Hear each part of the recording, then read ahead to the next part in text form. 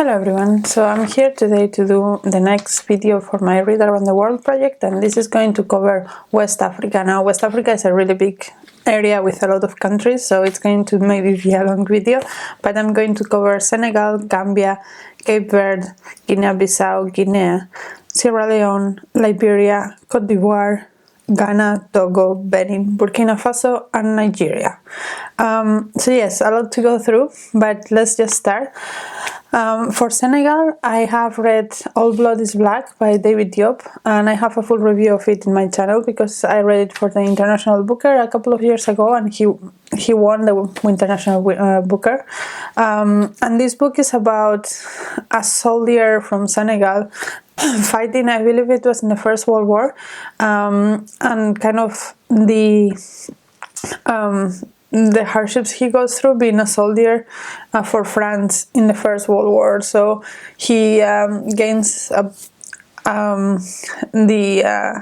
fame that he is very brutal. He tends to take the hands of the enemies he kills as like a trophy, and at the beginning he is praised for it, and then it becomes more and more sinister. Personally, I felt like this was heavily reliant on the emotions and the gore to go through the story more than the actual like the political and the social commentary that I normally look in for my books. So I did not enjoy it as much as I could have, but a lot of people have enjoyed, and I think it doesn't mean it's a bad book. It's just not a book for me. But check out my review if you want to know more. The next country is Gambia, and for Gambia I read Reading the Ceiling by Dayo Forster, and this was about a young girl. It was sort of coming of age, like it goes from her 18th birthday throughout her life until she's a full adult, and at the beginning I just thought that was it, but it's actually very interesting because it starts in the first couple of chapters. We know that she is turning 18 and she's having a party for her 18th birthday, and she has decided, against all the cultural things around her, that she wants to lose her virginity when at that party at 18, and she has a list of people that she wants that to happen with, on like a priority list. And so in the first chapter, we see what happens to her life with the first person, not the first person in her list, but one of the people in her list. And we just follow her throughout her life. And then in the second part, we go back to her 18th birthday, and we see what would happen if she would have lost her virginity with someone else. And then the third part is a different person, and they are completely different lives in a lot of ways. And it was a very interesting way to do this. At the beginning I was like, yeah, it's fine, and then I read the second part and I understood what was happening, and I was like, wow, that's a really interesting idea and development, and I think it was well written. I also think that the commentary on the cultural background of these people, that in one of the lines she gets pregnant when she's 18, and everyone reacts really badly to it. So that's one thing that happens. In another timeline, she like gets attached to this boy that is from Asian descent, and then a whole lot of things happen. And then also the reality of her trying to go study in the UK, I think, or in the Western world, and what her perception of the Western world is, and of the colonial past, of all those things, of religion. All of those things were super interesting, and I think it was a very well done book. So yeah, I would recommend. The next country is Cape Verde, or Cabo Verde, and the book I read for this is The Madwoman of Serrano by Dina Salustio, and this is about a village in Cape Verde, Serrano, in which the midwives play a really big role, not just because they deliver babies, but also because they are in charge of teaching men in the community how to be with a woman. And we follow Geronimo, which is a man in the town, and he has a daughter that is she doesn't speak for a lot of the book, and nobody knows why, and we follow her and what's happening with her and the dad Geronimo, and then nobody also kind of knows where she comes from, like who's her mother, how did this happen, and then on the other side we have this woman that's considered a mad woman because of she doesn't comply with the town rules, and we just follow these three characters and how they are connected and how their lives are intertwined, and I thought it was interesting, but I didn't find it like particularly impactful, I would say.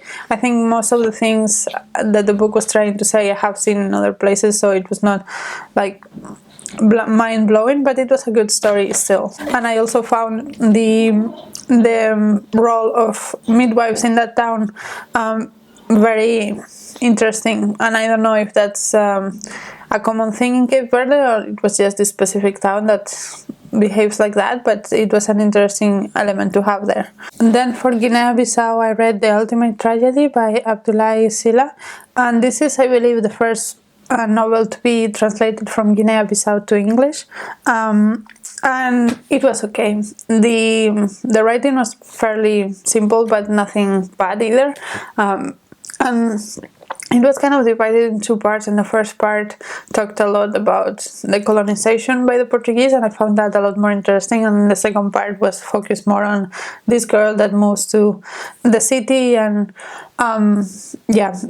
she broke some rules of society and she didn't even know what was going on, and kind of we follow her story more and her everyday stuff, and that was fine. I did like more the commentary on colonialism, but yeah, overall as a book it was okay. Nothing particularly special in my opinion, but yeah, it was okay. And then for Guinea I read Le Roi du Sahel by Tierno Monenembo. And I read this a long time ago, so I might not remember everything. I think I have a vlog reading this, so I will try to find it and link down below. But this book is basically about I think it's a French man that goes to Guinea and trying to build an empire and kind of becomes the king there, and he conquers this very isolated part of the country that didn't accept anyone else before, and he wants to build a railway, and we just follow this man trying to do all of these things, and it was just fine. It was I didn't particularly connect with it in any way, and I didn't connect with the characters, and I didn't think the plot was saying anything particularly important or anything, so it was not for me. So if you have any other recommendations for Guinea, I would love to know. But yeah, I read this and it was okay. I finished it. Then for Sierra Leone I have read two books, and both by Aminata Forna. So the first one is Happiness, and Happiness is about a doctor from Sierra Leone that lives in London, and he kind of falls in love with this girl, and she is very interested in foxes, and apparently there are more and more foxes appearing in the outskirts of London, and there is like a group that looks for them and stuff, and there is also a kid. I have read this long time ago, but I remember also there was a kid, and the relationship between the three of them was interesting. I know a lot of people love this. I just didn't particularly connect with the characters. They felt a little bit cliche to me, so yeah, but I read it a long time ago, so I cannot remember a ton of things about it. And the other one that I read also by Aminata Forna was Ancestor Stones, and this is about several women in Sierra Leone growing up and like living in Sierra Leone and connecting to their ancestors culture and folklore. And again, I couldn't connect with the characters in this one either. Maybe it's just like Aminata Forna's characters and I don't connect, because I can recognize it was well written and the story and the topics can be interesting, but I just didn't connect with the book, and I think it's because the way the characters are written, it's just not the way that appeals to me personally. But yeah, I think the books are good, and I think if you want to try something from Sierra Leone, this might be a good try. Then for Liberia, I read again 2 books by the same author, and that author is Wayetu Moore. And Wayetu Moore is like a Liberian American writer, so yeah, if your rules are more strict than mine, that might not count. But the first book that I read by her is She Would Be King, and that one happens in Liberia, and it's about so Liberia is an interesting country because when the US decided that slavery was not okay anymore, they just took a part of Africa and called it Liberia and said, okay, all the liberated slaves can go back to Africa, into that country. And that in Liberia it created this this hierarchy of the African Americans coming back being like the higher class, and then the locals being the lower class, and they work for them and stuff. And obviously the African Americans don't have the knowledge and the insight into the traditions that the locals have, and so there is a little bit of colonialist touch to that relationship, even though it's not a racial difference. It's still like there is differences between the African Americans that go to live in Liberia and the local Liberian people.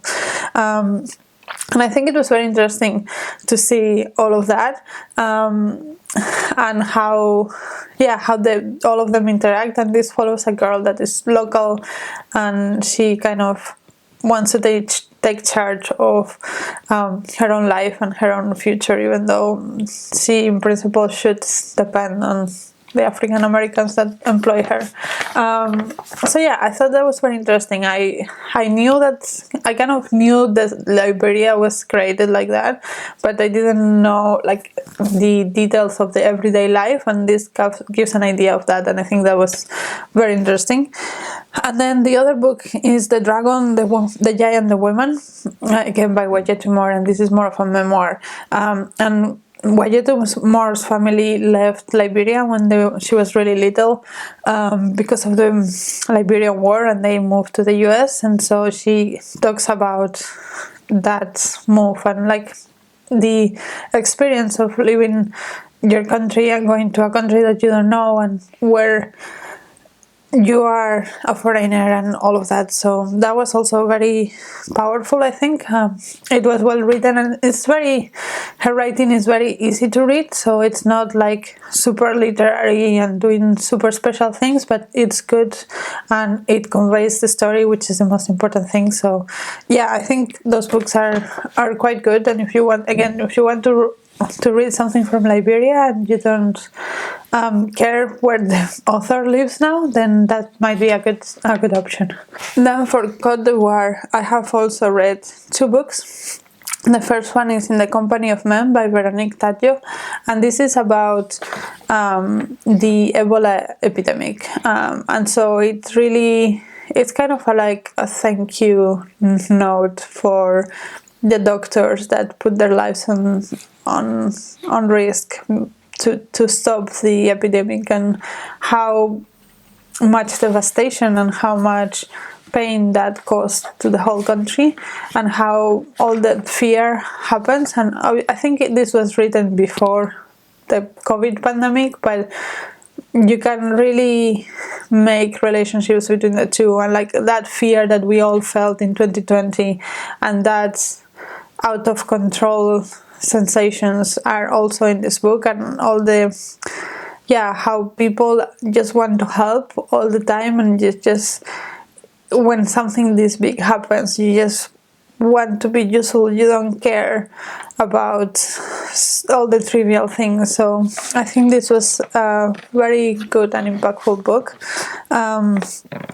And then the other one that I have read recently is Standing Heavy by Guaz, and this has been longlisted and now shortlisted for the International Booker this year in 2023. So I read it, and Guaz has been security guard in France, and the book is about a security guard in France, and it has two parts of the story, so they are intertwined. It's not like part one and part two, but they are kind of intertwined, and in one set of chapters he talks about his experience moving to France and his life before, and in the other set he talks about observations that he had in being a security guard there, and in particularly in Sephora, and like the consumerism and capitalism, and the how these women mostly that go to Sephora act, and which kind of groups of people are there, and how he is viewed in his role of a security guard and all of that.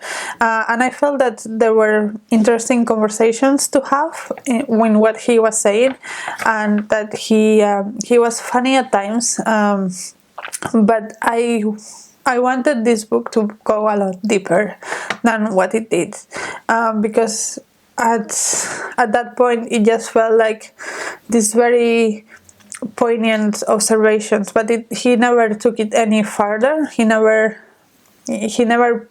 like explained how that is connected with the colonial past and racism and all that. Like he mentions a sentence or two, but there is no like an elaborate connection between all of these things. So yeah, it could have been a lot better than it was, so that was a little bit of a disappointment, but still an easy, fast read. So if you want an easy, fast read from Cote d'Ivoire, that might be a good one to pick up. And then for Ghana, I have read a few more books. So the first ones I think are the most popular ones are Homegoing and Transcendent Kingdom, both by Yea Gyasi. And I know a lot of people love Yea Gyasi. For me, it just never kind of goes deep enough. And I understand why people like her. She's easy to read, like her books are easy to read, and the stories are compelling, but I always have that feeling that something is missing for me. So unfortunately, I'm not the biggest fan. I don't think they are bad, but I'm just not the biggest fan. But then I have also read The Beautiful Ones Are Not Yet Born by Ayi Kwei Aumah. And this one I have a problem with because I don't remember anything about it. And I have read the description, some people talk about it, and I think that it sounds amazing, and I know I have read it, I just don't remember. It was a long time ago. It was maybe like, I don't know, 5-10 years ago, so I don't remember it, and I really need to reread it because it does sound amazing. It's about capitalism and colonialism and all of those things, and it's kind of a satire, I think. So yeah, I really need to reread that one because it does sound really good. And the other one that I have read that I love is Our Sister Killed Joy by Ama Ata Aidoo, and this is a very short book. It's like 100 pages, and it's written in a very poetic way. It has a very rhythmic feel to it, and it's about a Ghanaian student moving to university to, I think it was the UK, and her missing home, and her just being homesick for all the things that she had back home. So I think that was beautiful, and I would recommend everyone to read it because it's beautiful. So yeah, those are the books that I have for Ghana. Now for Togo, I have An African in Greenland by Tete-Michel. And as the title suggests, this is about Greenland more than it is about Togo, but it's the only thing that I could find, so I'm going with it. So this is a book about, the author is a memoir about him first finding out about this random place called Greenland in a bookstore in Togo, and how he decided, because of things that happened to him and his family, that he wanted to go to Greenland, and how this journey to get there. It took him several years to get there, and then his life there. And this is, I think he was born in the 50s or something, so it's like, I think he went to Greenland around probably the 70s or something, so it does have like a little bit of that, because when he left Togo was still not an independent country, and when he came back it was. And we do have a little bit, like 4 or 5 chapters at the beginning talking about his life in Togo, and he apparently he was bitten by a snake, and in his village snakes are kind of sacred, so the fact that he was bitten meant like he did something wrong, and therefore the people in the village decided that he should be given to the snake gods to be like a servant for them, and live in the temple, and that's why he escapes. And then he just kind of moves slowly from country to country and work like 6 months here, 6 months there to make enough money for the next step, until he finally goes to Denmark, and then in Denmark he's able to get the visa and go to Greenland, and nobody understands because he is a legal immigrant in France and Denmark, and why wouldn't he stay there instead of going to this crazy place in Greenland? But it's his dream, and he goes anyway. And then he learns about winter and snow and huskies and hunting and all of those things. And Greenlanders seem to be a very welcoming bunch. They always invite him to their houses, and he's fed, and he's always taken care of. Also, they seem to have like a interesting relationship with sex, but that's, I mean, it's weird for us because it's very different, but it doesn't need to be better or worse. But yeah, that was interesting to read about. But I think that the thing that I like the most about this book is the fact that it's about an African immigrating to another place just because he's interested in it, instead of because he needs money or because he's looking for a better life or whatever. He's just moving there because he's curious, and I thought that was a very nice thing to have. Then for Benin, I read Si la cour ne mouton est salée, ce n'est pas au porc de le dire by Florent Cocuo-Zotti. And this is essentially a crime novel, a literary crime novel. It's very well written, but it's about drug dealing in Benin, basically. So I liked the writing. I think it was very good, and I read this in French, so maybe my perception of French writing is not as accurate, but I thought it was pretty well written. But the plot and the characters and all of that, they all just felt fairly generic. So for me it was just okay. Nothing particular to write about, but also not particularly bad. So if you have any other recommendations by authors from Benin, I would love to know, but this is what I found, and I found it okay. Then for Burkina Faso, I read The Parachute Drop by Norbert Songo, and this book does something that I have seen a couple of times done before. So it is set in an imaginary country, and it's a political satire about the ruler of that country. So that's something that seems to happen fairly often in African literature. I have read Glory does something similar. The Withers Are of the Crow does something similar. So it seems to be something that it's done in Africa, and I like it. I like it a lot. I think it's funny, I think it's smart, and I think it gets the message across. So yeah, I really enjoyed this one. If you don't like political satires, probably this won't be for you, but I quite enjoyed it, to be honest. And then the last country I'm going to talk about is Nigeria. And there's quite a few books that I've read from Nigeria, so let's just get into them. So the first author I want to talk about is Akweke Messi, and they are a trans non-binary person from Nigeria, and they have written several books, a lot about identity and like the fluid sense. And there is, in Nigeria, there seems to be like a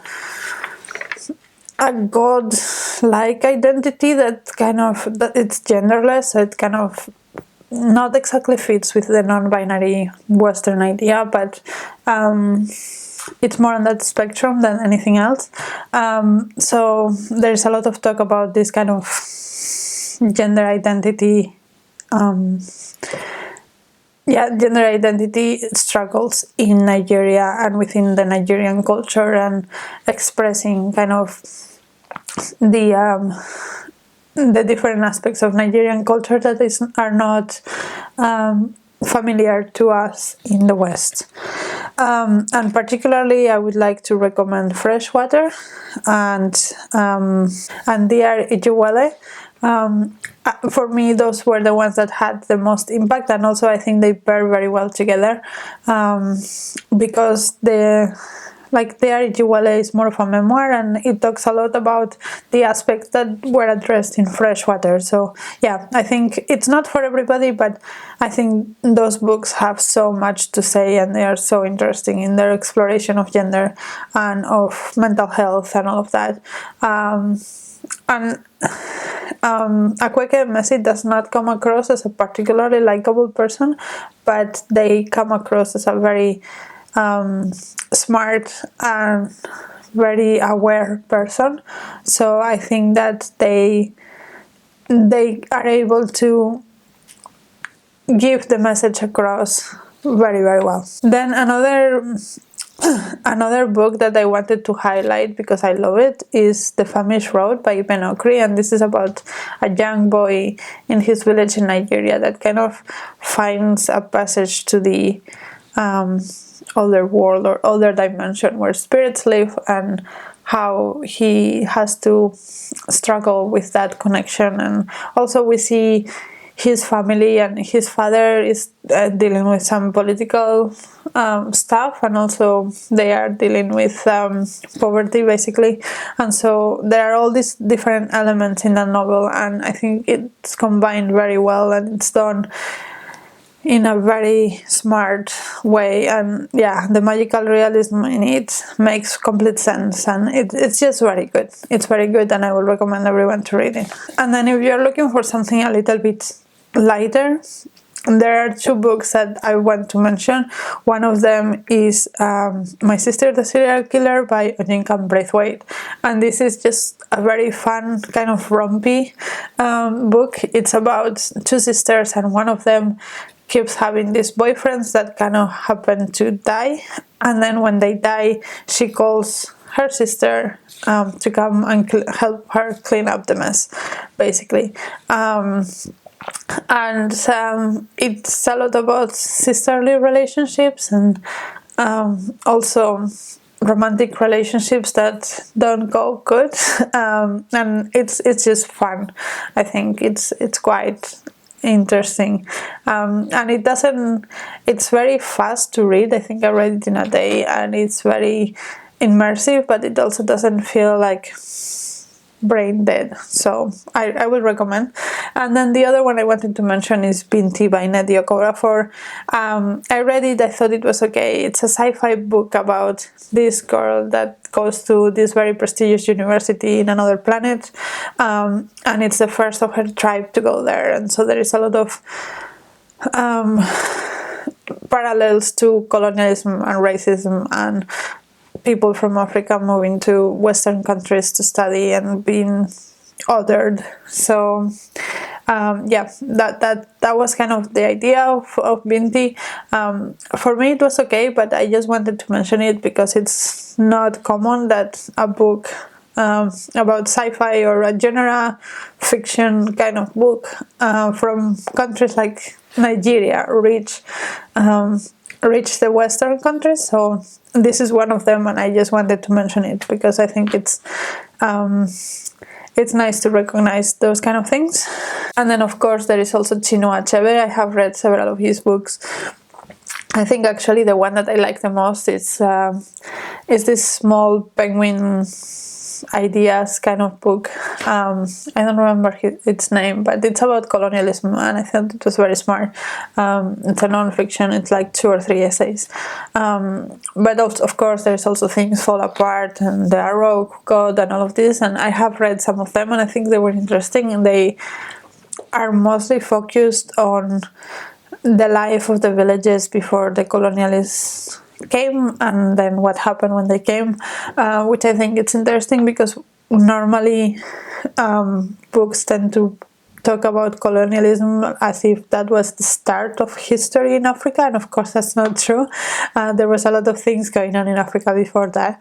But yeah, other than that, I found that maybe the characters or something, I didn't connect with any of them yet. I haven't found one of his books in which I fully connected to the characters, so I cannot 100% recommend, but I think it's a worth read just for the historical context of it. So yes, those are the books I wanted to mention for West Africa.